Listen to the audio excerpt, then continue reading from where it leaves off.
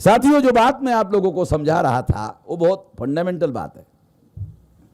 वो बात क्या है कि SC ST OBC के जो लोग हैं ये धर्म परिवर्तित मुसलमान हैं, ये 99%। मुसलमानों को यह समझना होगा कि ये धर्म परिवर्तित मुसलमान है। इसका मतलब है कि मुसलमानों का DNA और आज के SC ST OBC का DNA एक है।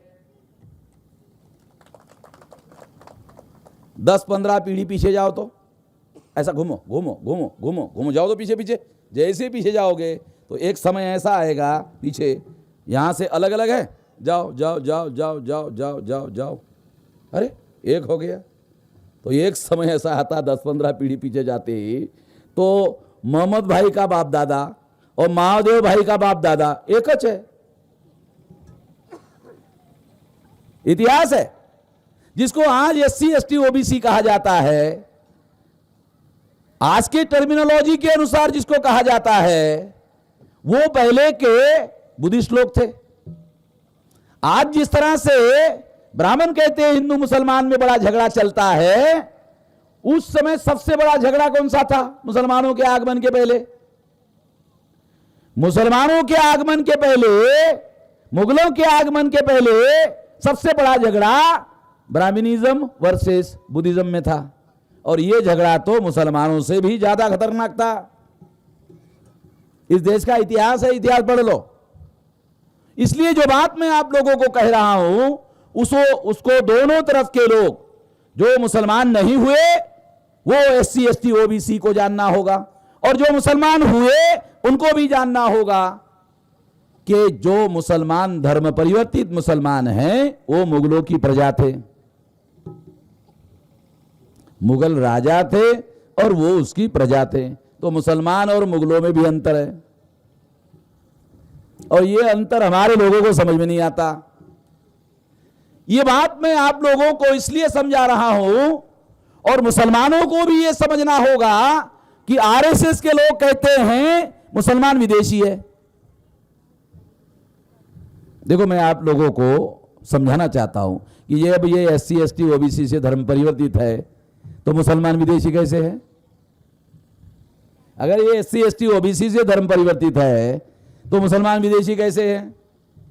वो तो विदेशी नहीं है। दूसरी बात, फिर हमारे लोग मुसलमानों को विदेशी क्यों कहते हैं, या ब्राह्मण लोग हमारे में विदेशी है ऐसा प्रचार क्यों करते हैं? इसलिए करते हैं कि मुसलमानों में भी एक अंडरस्टैंडिंग है, मिसअंडरस्टैंडिंग है कि वो हुमायूं को, बाबर को, अकबर को अपना पुरखा घोषित करते हैं। जब कन्वर्टेड मुसलमान मुगलों को अपना पुरखा घोषित करेंगे तो मुगल तो विदेशी है। इसलिए RSS के लोग जो कन्वर्टेड मुसलमान हैं उनको भी विदेशी घोषित करते हैं। बहुत गंभीर बात आप लोगों को समझा रहा हूं, आपको भी समझा रहा हूं, मुसलमानों को भी समझा रहा हूं।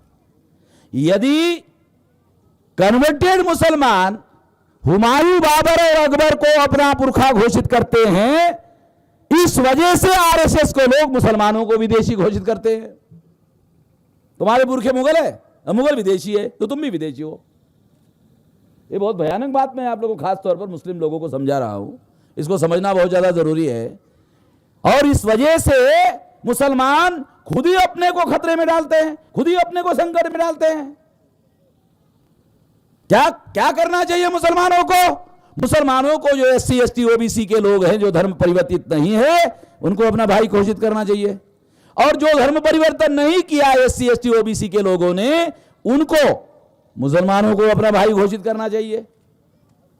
अगर वो ऐसा करते हैं तो ब्राह्मणों को एक भी आदमी मुसलमानों के विरोध में फसाद करने के लिए नहीं मिलेगा, और ब्राह्मण में इतनी ताकत नहीं है कि वो मुसलमानों के बस्ती में जाकर फसाद करवाए।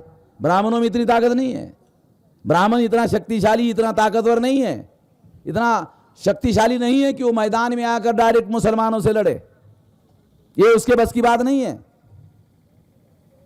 इसलिए SC ST OBC का वो मुसलमानों के विरोध में इस्तेमाल करते हैं। ये बात हम लोगों को समझना होगा। तो समझाने के लिए उदाहरण बता रहा हूं, मौलिक बात आप लोगों को समझा रहा हूं, वो ये है कि मुगल बहादुर शाह जफर और तात्या साहब टोपे दोनों विदेशी।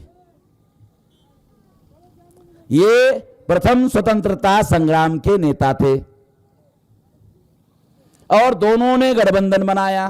ब्राह्मण भी विदेशी, मुगल भी विदेशी, दोनों ने मिलकर गठबंधन बनाया और गठबंधन बनाकर जो आंदोलन शुरू किया वो किसके खिलाफ? अंग्रेजों के खिलाफ।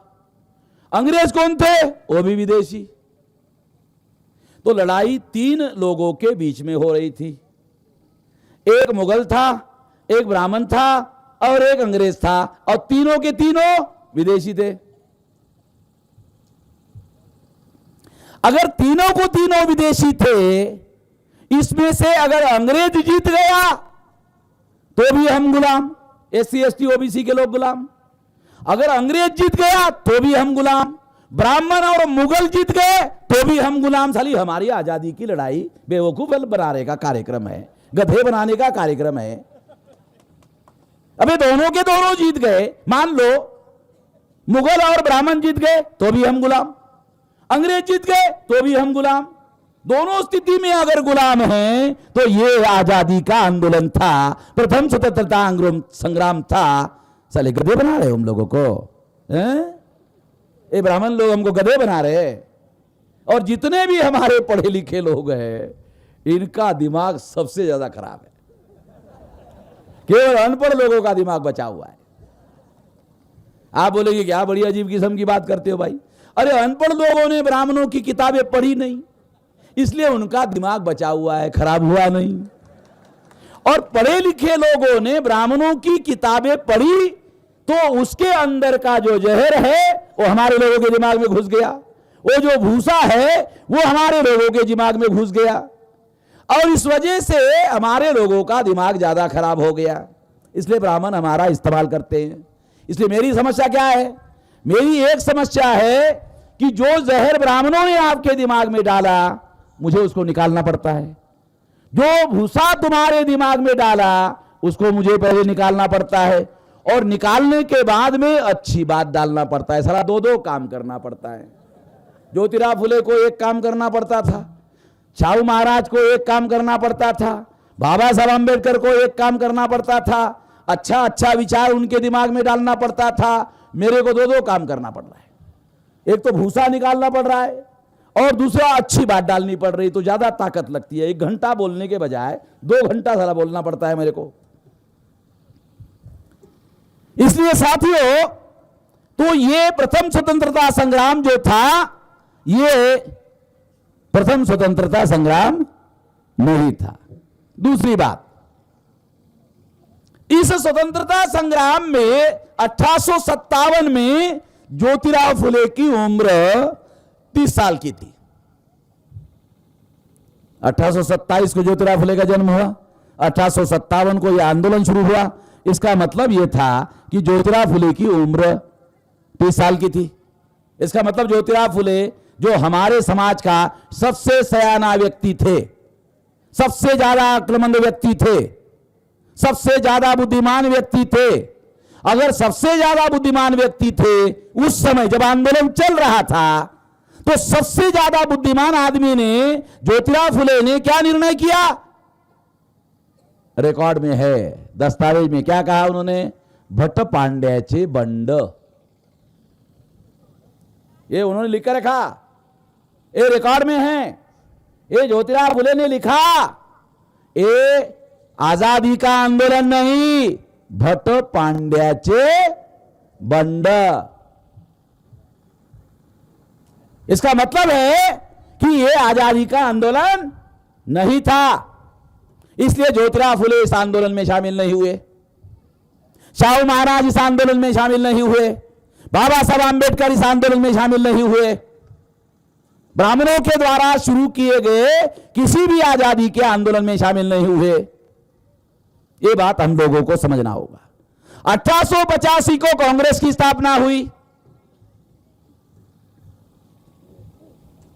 अभी महाराष्ट्र में मराठी लोग जो है कांग्रेस पार्टी चलाते हैं। मैं मराठा लोगों को आह्वान देता हूं, कि मुझे एक मराठा आदमी का नाम बताओ जो कांग्रेस की स्थापना करने में शामिल था। चुनौती देकर कहता हूं मराठा लोगों को, कोई एक सिंगल मराठा आदमी का नाम बताओ जो 1885 को कांग्रेस की स्थापना करने में शामिल था। कौन था 1885 में कांग्रेस की स्थापना करने वाले लोग थे? चटर्जी, मुखर्जी, बनर्जी, गोखले, तिलक, आगरकर, साले सब भट्ट लोग थे, बामन लोग थे। इन्होंने कांग्रेस की स्थापना की। जब इन्होंने कांग्रेस की स्थापना की तो इसका मतलब है कि ये मराठा, कुनबी, तेली, माड़ी लोगों का संगठन नहीं था, और इस वजह से ज्योतिराव फुले ने इसमें शामिल होने से इनकार किया। 1890 में ज्योतिराव फुले का मृत्यु हुआ। 1850